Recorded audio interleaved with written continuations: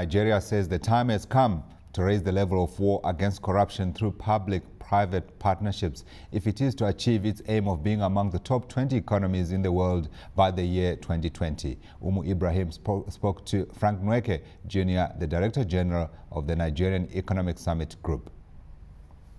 Corruption is a very important problem in Nigeria, and I dare say that any country that is indeed serious of pursuing very vigorous development, especially one as ambitious as Nigeria's Vision 2020, would have to tackle a matter like corruption in a very vigorous manner.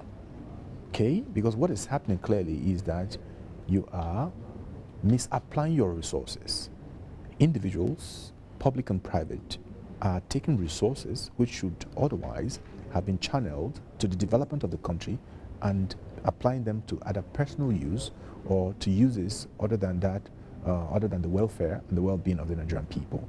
So I agree with you completely, and therefore I can conclude by saying that unless we actually deal with this issue of corruption, the leakages in Nigeria's public sector and private sector, I do not really see how Nigeria can achieve its vision of becoming one of the 20 largest economies by the year 2020.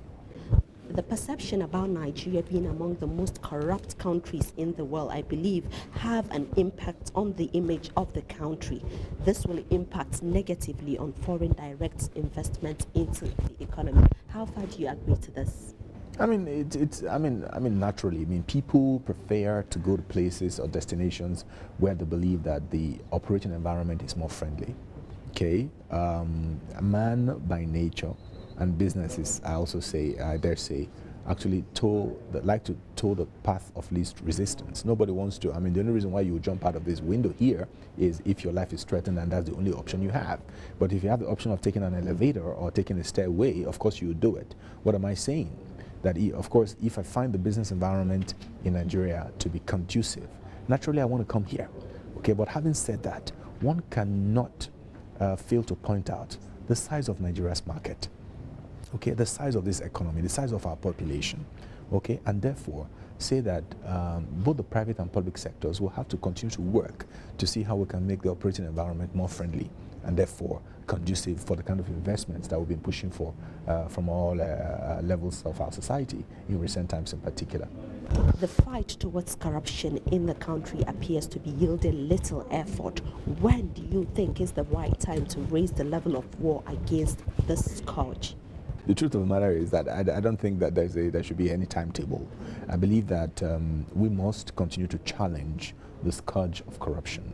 I think it is something that should be challenged at every level, both in the private and public sectors, in families, in businesses, in local governments, in organizations, at the federal level. The different arms of government is something that must continue to be challenged, not just by citizens, but also by those who have responsibility for this. The EFCC, the ICPC, the Code of Conduct Bureau, all these things, this challenge it must be a continuous one.